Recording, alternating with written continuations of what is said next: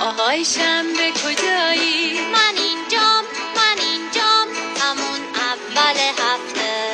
یک شنبه کجاست پس؟ همینجام روز بعد شنبه. باز دوشنبه خوابه پاشو مامان بذار بخوابم. دوشنبه رفته بیرون نه مامان جون من توی اتاقم. چهارشنبه بشین پا دست و مشقا ببی خواب مامانی دل بازی میخواد. پنجشنبه بخون درساتو دیگه مامان تو رو خدای کارتون دیگه. مامان قهرم باهات منو جا گذاشتی. جمعه جون عزیزم بیا آشتی چقدر کثیف شدی وقت همومه.